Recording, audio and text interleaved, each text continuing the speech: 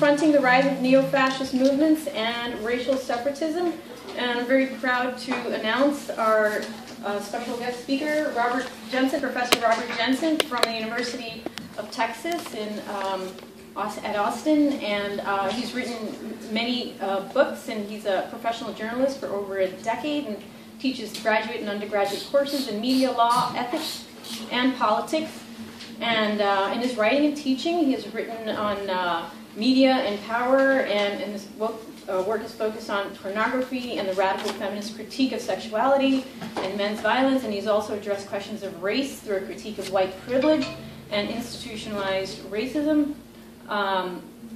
Actually, there's so many books that you've written here, I'm going to kind of hold up the one that may be most directly relevant to this one. It's called The Heart of Whiteness, Confronting Race, Racism, and White Privilege. And so I did read the bio. I don't know if there's something I left out, but sorry, I'll turn this off.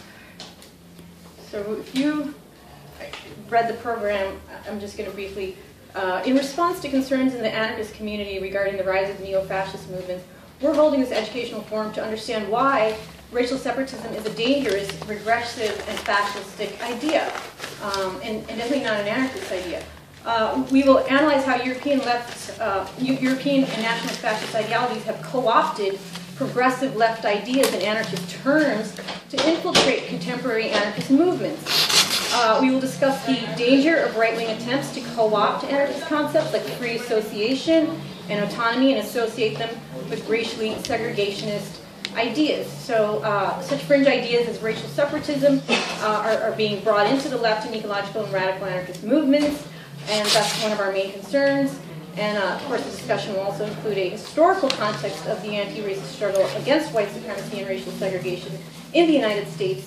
After all, this isn't happening in a vacuum. It's not a theoretical discussion. There's a whole history here of fighting white supremacy. So our goal is to discredit ideas that associate nationalism and racial separatism with anarchism, especially in a climate of increasingly racially motivated hate crimes. So as anarchists, it's our duty to confront the global problem of rising neo-fascist racist movements, especially when they attempt to infiltrate anarchist movements. And of course, anti-racism is an active position, not a passive tradition, so we hope that this is an active way of confronting these ideas. So, Robert, would you like to, do you need something for your notes? I do not. I'm ready to roll. Okay. Good afternoon, everyone. My name is Bob. Hello. Hi. A little weak on let's try it more. Good afternoon, everyone. My name is Bob. Hi. I'm from Texas. I need some love here to make sure I'm welcome here in New York. So my name is Bob Jensen. I do teach at the University of Texas at Austin. I also write and am involved in community organizing down there. The two main projects we have going in Austin at the moment that I'm involved in are a worker cooperative development center, a place where people who want to start worker-owned, worker-managed businesses, workplace democracy, come for support and training. The other is an immigrant worker justice group that aims to protect the most vulnerable workers in this particular economy, undocumented workers who are often cheated out of wages, what we call wage theft. And that's relevant in part because both of those projects are targeted at helping non-white people, people of color, people who are typically the most commonly exploited in this particular society. So, as Priya said, this is about arguing in an anarchist circle that racism is bad. Okay, I'm guessing that we've probably all got that one down, yes?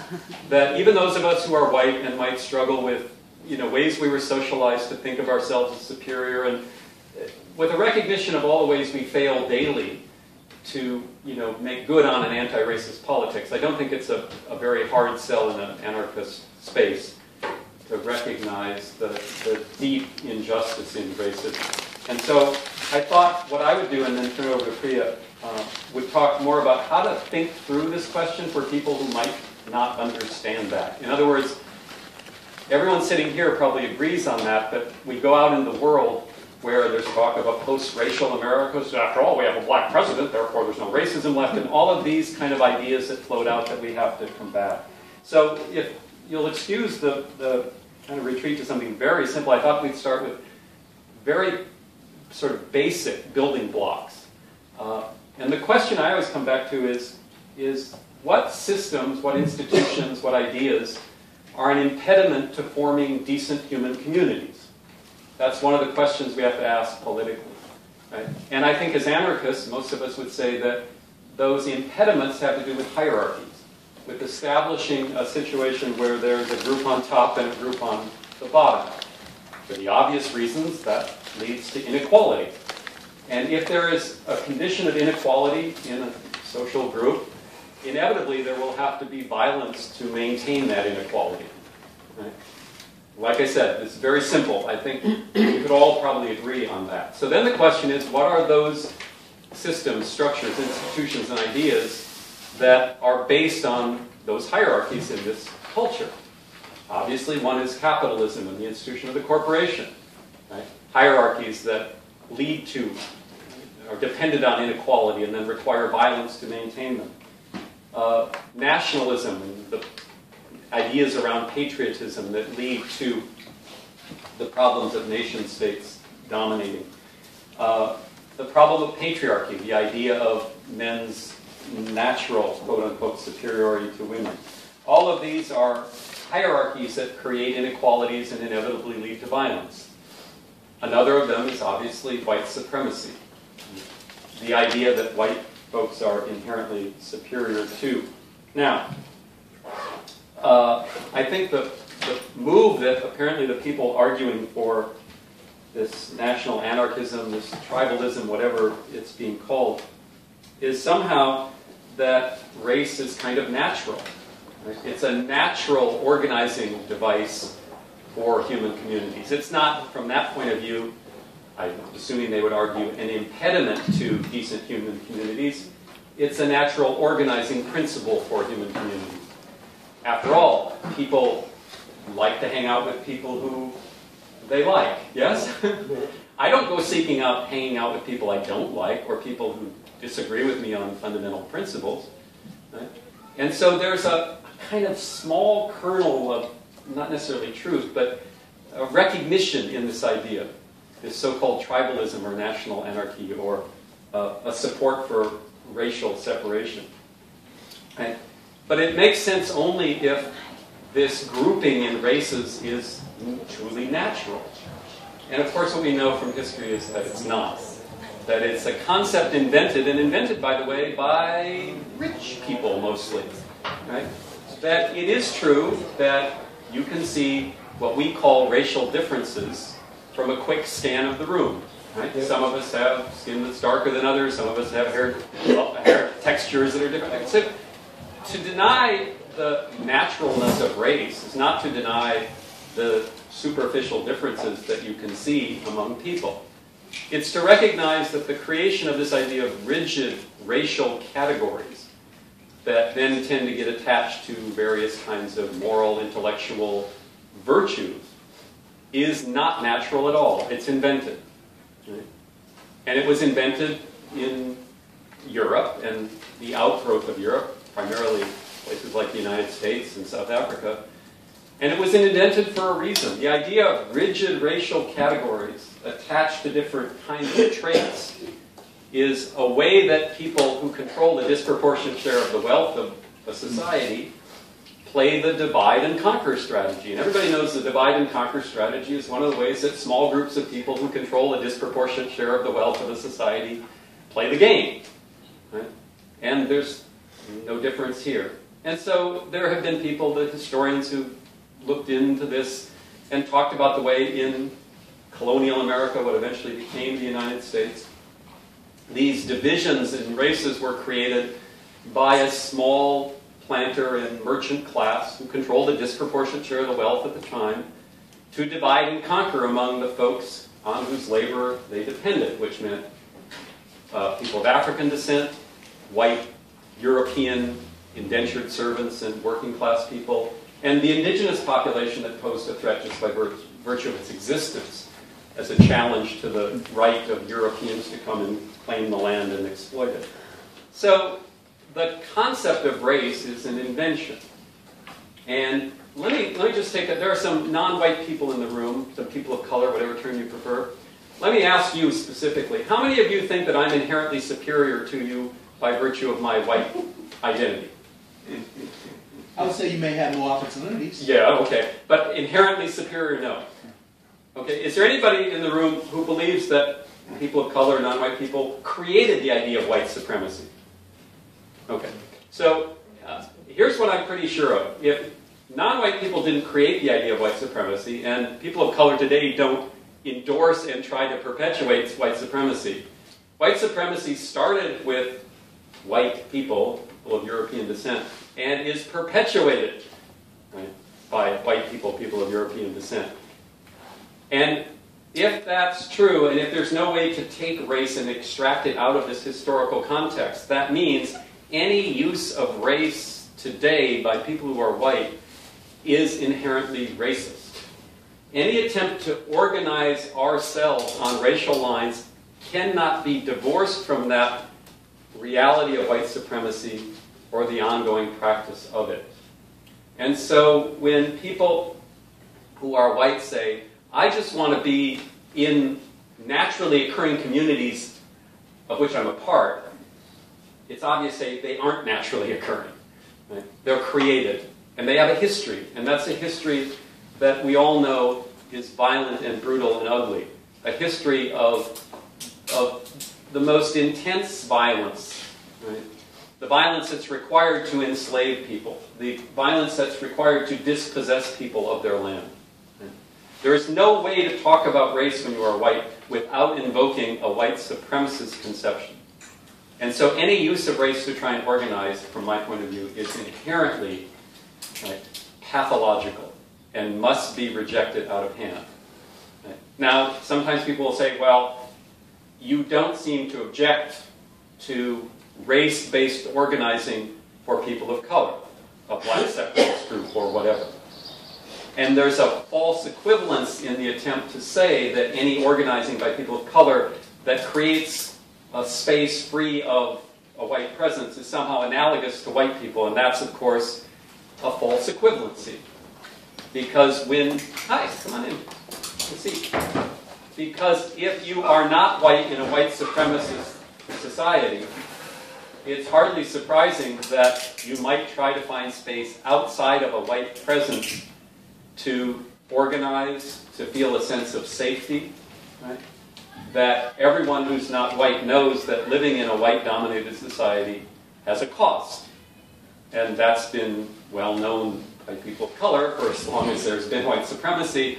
But now there's a pile of research to document it. If you don't want to believe people's own experience, research on microaggressions. Even in a society that has rejected white supremacy as a matter of law, white supremacy as a practice continues, and people of color experience that. Right? So the space that non-white people might claim for organizing or social activity to be able to breathe outside of white supremacy seems to me is perfectly legitimate and understandable, but not equivalent to white people in a white supremacist society then claiming that same space. One is a critique of an attempt to undermine white supremacy. The other is support for white supremacy. All right. Like I said, I don't think I've said anything in the 15 minutes I've been talking that's particularly new to anyone in the room or difficult to understand. It's simply about getting clear about why anyone on the left, especially in an anarchist context, who argues for organizing white people around a white, exclusionary white agenda, is not consistent with the principles or politics or history that we're talking about. And from there, the question then becomes, why is this a problem and what does one do about it? And with that, I hand it off to Priya. Okay, and I'm just going to give some background on where these movements may have emerged. So feel free to jump in at any point if there's something to comment on. First of all, you may have heard of something called national anarchists. Terms sort of contradictory as anarchists are not nationalists, but came out of the far-right British Party and European movements that were really came out of fascist movements and nationalist movements. And some of these fascistic movements were really marginalized and not very, increasingly unpopular. And to rebrand themselves, they kind of had to, make themselves more appealing to groups that, like ecological groups, anarchist groups, and so they kind of wanted to market themselves, So one of their leaders, Troy Southgate, their leading ideologue, has been a big influence on the U.S. chapter called National Anarchist Tribal Association, which you may have heard of. It was a small group, but really the ideas are what we're here to understand and confront and deconstruct, because they take roots in people, especially people who are kind of inexperienced or young, may not necessarily have the social analysis to understand why one thing is a dangerous idea, because they're able to rationalize things and say, oh, well, we have freedom of association, that's an anarchist idea, so I can just associate with whomever I want. And yes, you can, but and people already do, but you don't have the right necessarily to discriminate based on race and exclude as a policy that is definitely not anarchist. So it's racial separatism is inherently separate but not equal. And I just wanted to there's an essay online that everyone should read. It's called Rebranding Fascism, and it really details kind of the history of the emergence of these contemporary nationalistic movements calling themselves anarchists or trying to infiltrate. They call it entryism, where they take some of the lingo, take some of the ideas and concerns that we all share, about corporations, capitalism, ecology, but then kind of throw in this racial separatism stuff, which, and kind of sneak it in there. So we have to be really kind of cautious. It's not just like, oh, we'll just ignore them. Or there's some things you can't really ignore because they're damaging ideas, and racism is a very traumatic, damaging experience for collectively and individually, and so it's something that is requires active opposition. White supremacists. Before I say this, scientifically speaking, what they have claimed to have found is that there is only one race, that is the human race. And so when we talk about racial separatism, I guess we're really talking about skin color-based separatism, really what it comes down to. It could have just as been even hair color or whatever, white supremacists have marched under the slogan, diversity is genocide, and they fear and oppose things like multiculturalism. And when I was reading NADA's webpage, they validate the idea that racial organization is vital to survival. I guess they're talking about the survival of the white race. And they want to consider themselves a legitimate branch of anarchism. But, we know that segregation is oppressive, and the struggle for desegregation has determined that separate is not equal. Claiming to have the right to exclude people based on skin color is definitely not an anarchist idea, a progressive idea. When we recall in this country how violently desegregation was resisted by white separatists in the 50s, and they really feared the concept of equality and integration and what they called race mixing. This was a huge threat. So we're trying to evolve beyond that, evolve beyond the Jim Crow era. And segregation hasn't been abolished. People still pretty much segregate according to economic and perhaps racial, white-only neighborhoods or whatever. It's kind of a default, de facto segregation. It's not a de jure segregation, which means a legally imposed segregation. We were able to overcome that. So in this climate, we're working for like a humanity that's not based on racial divisions.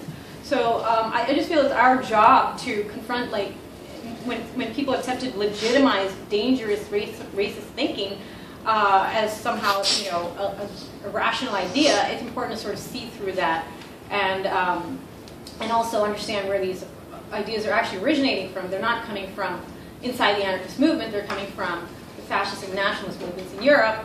And so we need to, and if you talk to these people, which I have attempted to find out why they think the way they think, they're adamant and really believe, I'm not a fascist, I have freedom, and I can do, associate with whom I want.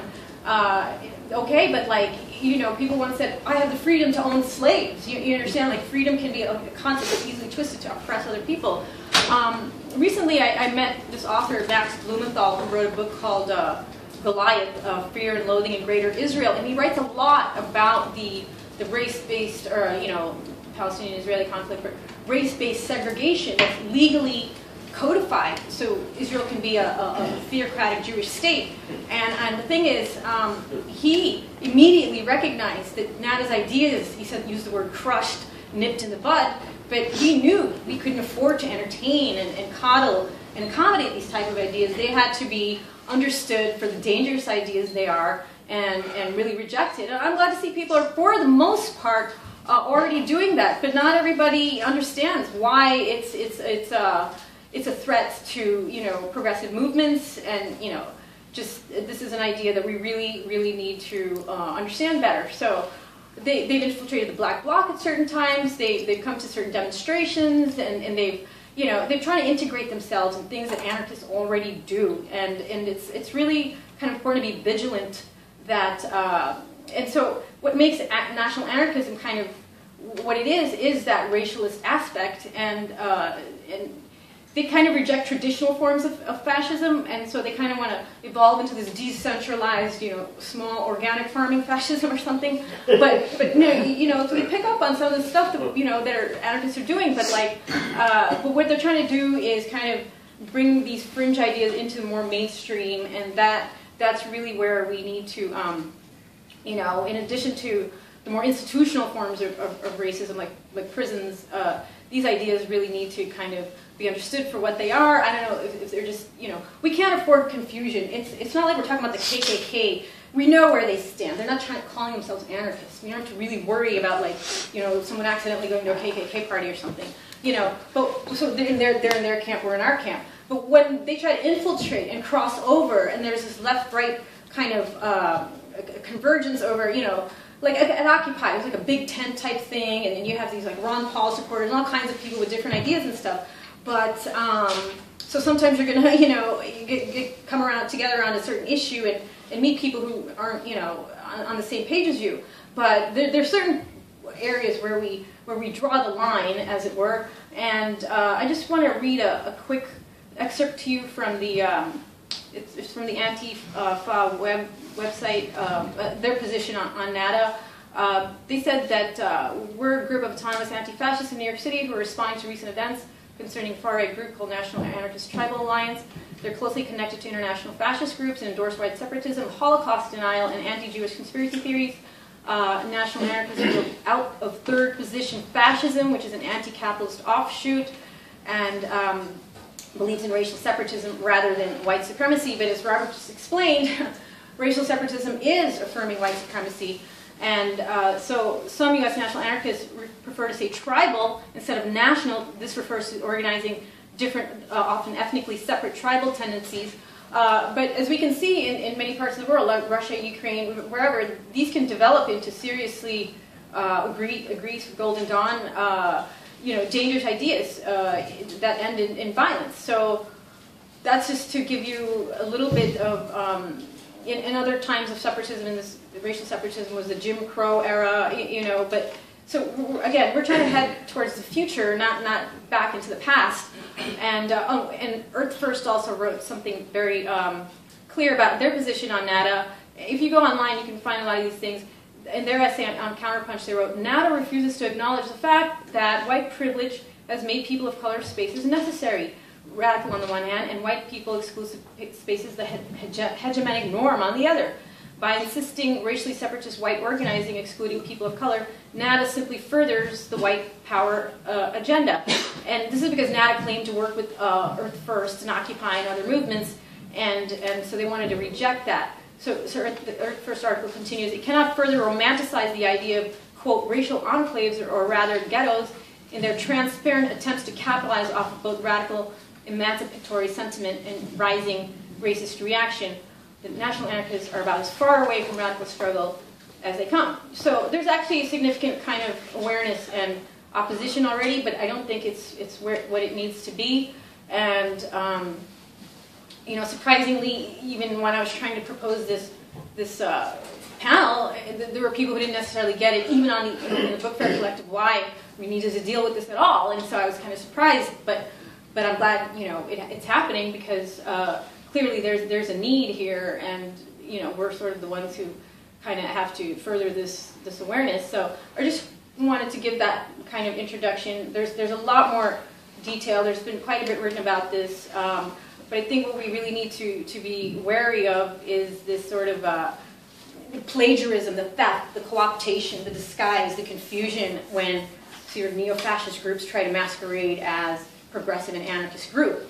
They claim that, you know, it's their autonomy to go off into this white separatist enclave or whatever, but how is it autonomy when it has all kinds of human rights implications for other, you know, types of people who aren't, you know, have white skin privilege? So I hope I didn't, you know, overwhelm you, but I'm trying to, you know, just give you a little bit of background and context. And is there? I just wanted to read you actually from NANA's own webpage where they talk about their rationalization for oh yeah, national anarchists hold that the trend of anti-racism, and they put it in quotes, and multiculturalism, rather than educating with people about the diverse cultures around the world, has only served to create a gray race of modern drones who lack any connection to heritage or history and animosity who seek to preserve their familial and ethnic customs. Thus, national anarchism is not racist or supremacist and does not support violence motivated by these misguided ideologies. So they don't think of themselves as racist or white supremacist, and yet they're widely perceived as such because, in fact, we can see where their logic leads to, and you know, we don't want to end up in that kind of segregated society.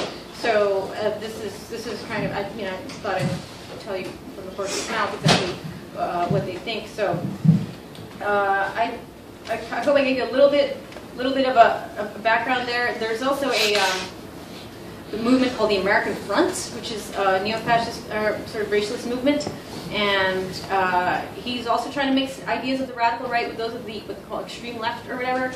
And here's a quote. Followers are encouraged to read leftist classics by Karl Marx, Fidel Castro, and Che Guevara, all of which sit uneasily next to fascist thinkers like Claudio Muti, Julius Evola, and his favorite writer, Alexander Dugin, a Russian far-right theorist who advocates a Eurasian superstate to oppose the Anglo-American alliance. So I'm just saying, like, it's really, they're trying to mix these ideas, but, you know, the word analysis in Greek means to loosen, and that's what we're doing here by offering this analysis, is loosening these threads that are, you know, they're trying to confuse and mix. And so it's actually easier, much easier to confront overt racist groups and overt racism than it is actually, I think, covert racism, unconscious racism, internalized ways of people kind of, you know, denying each other equality or rights. And actually, that is more of a problem in the anarchist movement than these overtly racist ideas. And I'm wondering sometimes if these overtly racist ideas wouldn't have gained as much, you know, traction, and not really, but, you know, they wouldn't make as much inroads if we already didn't have a scene or a culture where, I mean, it comes out of American culture. We come out of mainstream American culture, which is, you know, not that healthy, you know, toxic and discriminatory. So we're trying to be more evolved and different and have certain ideals, but, you know, we don't always have, we kind of fall short sometimes. So what I'm saying is, if we had a healthier culture and didn't, you know, tolerate the sort of tendencies towards covert racism and dehumanization, then we could better resist overt racist groups or groups preaching overt racial separatism, like NATA, for example. But so that's just something to, you know, can't just let ourselves off the hook either. So those are the main points that I wanted to try to cover. If you know something that I left out, please say something. Yeah, I'd like to ask both of you, because among the people that you did not mention is a phenomenon that I referred to, that you're describing, which I call left fascism. People tend to forget that Adolf Hitler campaigned as a national socialist. And in Texas it's very interesting because you've got a candidate running for office there who's connected to Lyndon LaRouche, who to me is the master of left, right. By the way, let's keep our comments so my inside. question is, let me ask my question, please, is what do you see, if any, role that this rather notorious individual who in recent years has gone over to the ultra-left, playing a major role in infiltrating the Greens, etc. What do do you see him? Because he wasn't mentioned here, which I found interesting. To me, he's the classic left fascist. And I'd like your view on that, because he's got a person, Keisha Rogers, who's running on one of his lines in Texas, of all places. Yeah, well, I'm 55 years old. Lyndon LaRouche has been on the fringe for a long, long time and hasn't been taken seriously in any space I've been in a long, long time. Well, he's doing so well in Texas. To explain real quickly, the Democratic Party in Texas, as you know, is not strong. We have every statewide office holder in Texas is a Republican, which means that a lot of the races don't get attention in the Democratic Party, because if you run, you're going to lose. So there's a mainstream Democratic Party candidate running for the Senate in Texas. I've forgotten his name. And he's got a challenger who's a LaRouchian, and will not make a serious challenge. And she won she took second in the first round of the primary, and there will be a runoff, and she'll lose. But yeah, there's always people from fringes trying to see where there's an opening, where a party is weak. You found an opening in the Green Party. Yeah, and so that happens. It's not a serious threat in Texas or anywhere else, as far as I know. Priya's sort of in charge. I'm going to let you. Oh, okay. Before I just want to say one thing. NATA said on its website is that tribes can be created based on infinite factors, including locality, religion, ethnicity, subculture, ideology, sexual orientation, or occupation. No unifying element, referring to race, I guess, should be ignored or disrespected. In other words, anything and everything can be a basis for tribal organization. But what does that sound like to you? A way to kind of sneak in a... Yeah, I think there's some confusion of terms here. Tribe and band, if you go, not to get too esoteric, but you go back in human history before the invention of agriculture, which was 10 to 12,000 years ago. Every human society that existed on the planet was basically band level, gathering and hunting. Sometimes, then bands collected into tribes. And so using that language to describe the modern world is really quite silly. Racial groups are not just a form of tribe or tribalism, right? It's an attempt to take a word that many of us have, at least if not a positive, a neutral sense of, that band-level societies, tribal societies, go back to a time pre-industrial, even pre-agricultural, when the oppressive systems with which we live weren't present, and say, well, that's good. And then we're going to attach tribe onto a very modern idea of race, which is rooted in those hierarchies and oppressions. It's a rhetorical game. And so I think rejecting this notion of tribalism as if you can take that old concept and map it onto the modern world is really important. By the way, while we take questions, can I pass around this sign-up sheet with your name and email in case you feel like this is an important issue that you would like to continue to stay in touch about? So I'll just start this one and pass it around. Go ahead. I just want to mention, all day long I've been part of a group here at the Anarchist Fair trying to keep out national anarchists. I don't know if all of you noticed that. Some of you may have noticed it in the front door. That it's another national anarchist group that's not NATA, it's the NAM, National Anarchist Movement. And all day long there's been 3 to 10 of them trying to get in. We've had shoving matches and insult matches back and forth, and they've been using the cops to keep us from being more militant and getting them away. But just want you to know this is not academic. You know, something may not know that's going on all day. They identify themselves? How do you know who they are? They identify themselves? Some of them have patches. They have swastikas and shit? No. No, they don't use they don't. that. They're not. No, they're actually How walking many arsenals. Some of them have a patch that says the national NAM. And some other types of, I don't know all their patches. Okay. But there are some anti-fascist activists who know who some of their faces are. I know We've a lot. had several. Maybe speak to that, because I think some of this provocative behavior is also to provoke a reaction. It's maybe an instigated fight. Last year there was some altercation on the sidewalk, and they've actually called Antifa, the anti-fascist group, they said they're fascist, and so they have these stickers that say anti-Antifa. So because they've clashed before, no, just so you know, this is how they see themselves in relation to Antifa. Can I respond real quickly also about, one of the things they're trading on is the notion that to keep them out is somehow authoritarian. And I do think that there are some things that are non-negotiable in any political space I am in. And the primary one is that every human being has the same claim to dignity as I do. To me, if you don't agree with that, you don't get in the room for the group I'm part of.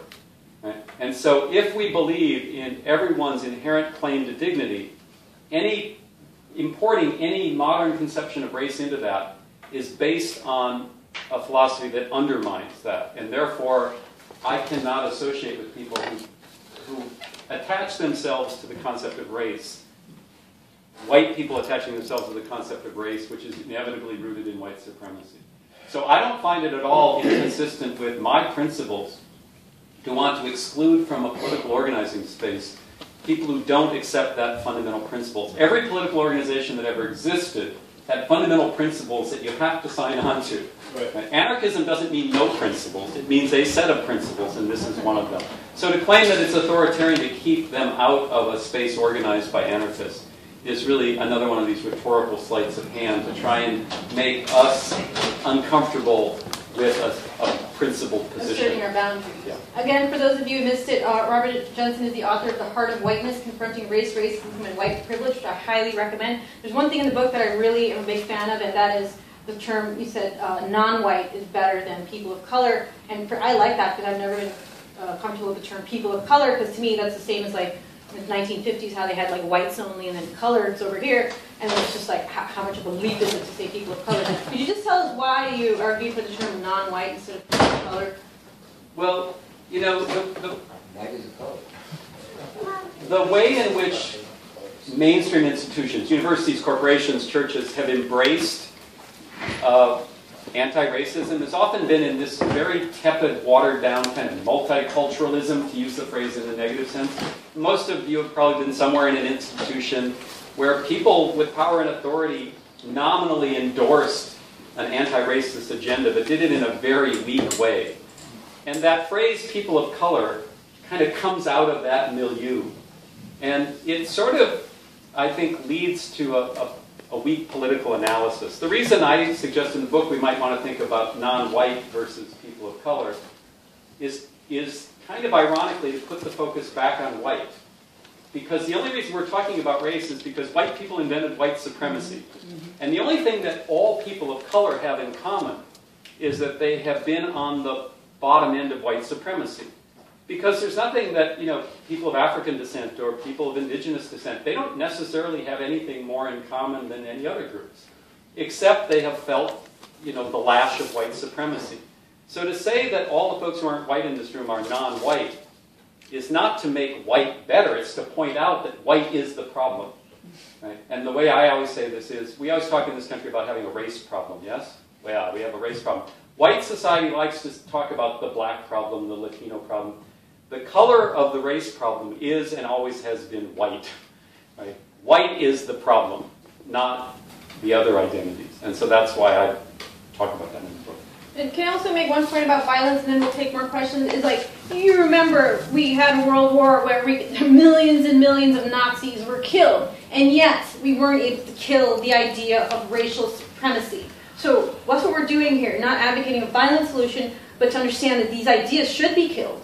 But we have to do it in a non-violent, like we have to understand why these ideas are not legitimate and sustainable. So, go ahead. Yes.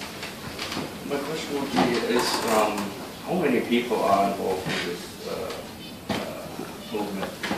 How many people? In New York, they're very small. I would say less than 10. Just to get clear of how many people you have to confront with, right? So the other thing is, I mean, it's very important to keep them really out. You know, the German anti-Antifa is a very big threat because they film, make photos of every comrade you can think of, and they build huge databases. And as soon as fascism might take the lead again in Germany, you know what that means. Mm-hmm. So that's one of the reasons why you should keep those guys out. Yeah. Yes.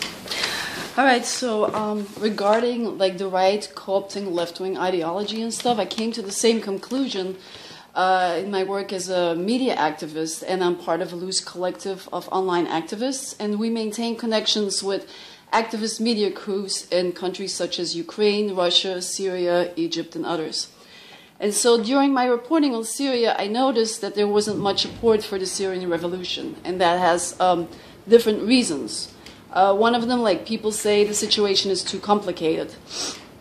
And it is being complicated. It's deliberate being, kept complicated. Then there's also Islamophobia. So never mind, there is a genocide going on. People say like, "Well, let them fight it out amongst themselves. They're just jihadists." But Islamophobia is an industry, and it's a multi-million-dollar industry. Then there is the Western colonial and imperialist mindset. They only want to support a revolution when it meets their expectations of what it should be, and they filter it through the glasses of Western secularism, feminism, and democracy. And then there's also the support of the European extreme right for the Assad regime. And it goes further than just support. There's actually an alliance, and there's different groups involved, like Front National from France. There is Forza Nova and Casa Pound from Italy. There is Golden Dawn and Black Lily from Greece. And actually, Black Lily has sent militias to the Assad regime. There's the British National Party from the UK. And then there's different parties from Poland, like the National Rebirth of Poland, Falanga, and All Polish Youth. And so these Assad supporters, they're primarily Italian, French, and from Greek origin and Polish origin, but they also come from Germany, Spain, Belgium, Serbia, the Czech Republic, and Romania. And now why do they support the Assad regime? They have anti-imperialist and anti-globalist sentiments with a strong focus on national states. So they believe the Assad regime protects the Syrian state against US imperialism. There is also Islamophobia. They believe the Assad regime fights Islamic extremists. And there is anti-Semitism. They believe that the Assad regime acts as a resistance to Israel. All of these beliefs are wrong, and they are shared by parts of the left. So in this context, neo-Nazis, Catholic fundamentalists, Stalinists, and pacifists have become strange political bedfellows, and they unite under the banner of anti-imperialism. But this anti-imperialism is just one-sided. It's directed towards US imperialism.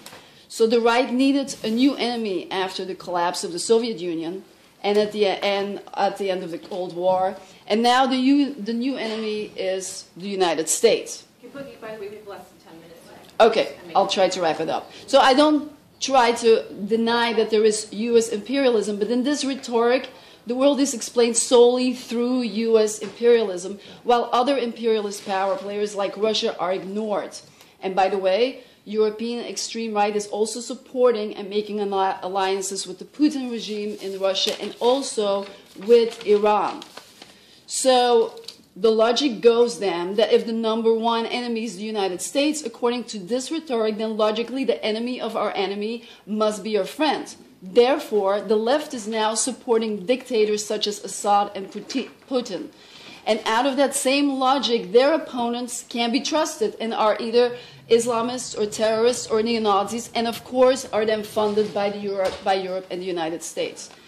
So these groups are using left-wing slogans like anti-imperialism. They combine left-wing and right-wing ideology. They say we're neither right, we're neither left.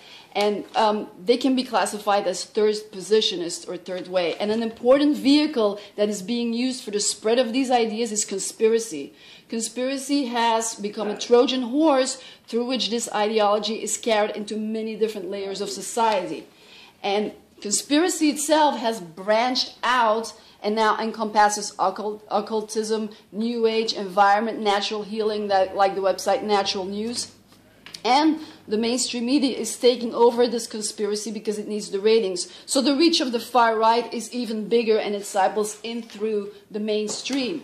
And many websites now look progressive and left-wing, but if you dig a little deeper, then they are connected to right-wing networks such as Voltaire Network or the LaRouche movement. So I got like 2 seconds. So in summary, the extreme right wants to destroy the left, not by fighting it, but by absorbing it. And we can already observe the consequences because it's a failure to support our brothers and sisters in Syria and Ukraine, and they're apologizing for murderous regimes. And one of my buddies wrote, if we are unwilling to listen to revolutionaries on the ground, then maybe we should shut up. To make it very clear, leftists and anarchists support neither dictators nor representatives of imperialist states. Instead, they work through the web of lies by researching, reaching out, and finding allies on the ground. And those allies are given by nature: marginalized groups, ethnic minorities, democratic and left opposition, and the working class. Thank you very much. Someone just said here, oh, they're a very small group, but like, you know, I just want to read your quote from the essay Rebranding of Fascism, which you can find online about these types of groups, is that even if they're small, they can, quote, disrupt left-wing social movements and are focused on social justice and egalitarianism, and instead spread elitist ideas based on racism, homophobia, anti-Semitism, and anti-feminism among grassroots activists. Now again, we're not having this conversation in some kind of, you know, abstract utopia on some other planet. It's a society where you can be murdered because of the color of your skin, and your murderer walks away without any penalties, like George Zimmerman, or whatever, the NYPD. I mean, how often does that happen? Okay, so we're not living in a post-racial society. This discussion is really important to have. And I just wanted to tell you, tomorrow is the Anarchist Film Festival, where we're actually going to be showing some films about, like, the Golden Dawn in Greece, but various, you know, the rise of fascism, essentially, and the response to it. And so I'm going to take a couple more questions, but, you know, I just wanted to tell you, it's really strange. While I was organizing this trying to put this panel together, I found something great in the garbage. The garbage of New York can be good to you. It's about segregation. It's called some children's book called The Other Side. And it's about, like, a fence that separates a little white girl and a little black girl who want to play with each other, but are conditioned by their society to kind of mistrust each other. So it's taken a long time to actually realize that they can play together. And that's the thing about children, is that they have this innate tendency to want to connect, and they have to be conditioned into mistrusting and avoiding and judging each other, as opposed to being, you know, a human race and a human family. So I just, you know, wanted to throw that out there. Yeah. Oh wait, he had his hand up first. And then... This may not apply. It's just a question that I've been trying to deal with all day. Police officers, male police officers in New York City seem to treat people that have some of the different economic standard, I suppose, or poor, maybe homeless. They just treat them like they're less than human. And I was wondering, if is it the white supremacy in them? Is it something that they were bred in? Or is it a part of police culture? And you, since we have so little time, you can just ask your question. Well, I come from a family of police culture, but I was set up by the NYPD in a decoy bag operation called Lucky Bag, where they send the valuables on in the subway. When you pick it up, you're automatically arrested. It's like entrapment. My race didn't matter. There was other races in terms of booking saying, "What are you in here for?" Like, if we had everybody, yeah, we the same guys back in the backyard. That same bag that was supposedly stolen had done double duty all day long, reeling them in. The police culture. So I guess we're almost out of time, and the keynote address by Ashanti Alston, Black Panther, is going to be starting in a few minutes. But again, if no one knows about the Anarchist Film Festival, it's tomorrow at 4 p.m. after the Cecily McMillan Solidarity Rally, and she's going to be sentenced on Monday, just to remind everybody. So thanks for coming and trying to understand these issues. I passed around an email list. If you didn't sign it, please sign it. If we can, you know, things will come up and you can be informed about events. It's not a very high traffic. Is there a cross street for that address? What's that? Oh, for the film festival? Yeah. It's at 80 St. Mark's Place, just very close to here. Theater 80. It's 4 to 9 p.m. The information's on the website and in the program. So. And since this is a book fair, I came to New York for some other things, and I have some copies of my books left over from another engagement, and I want to leave without them. So if anybody, this is my complimentary copies of books of mine to anyone who's a supporter of the Anarchist Book Fair. So now, I'll leave these up here. I'd really like to thank Robert Jensen.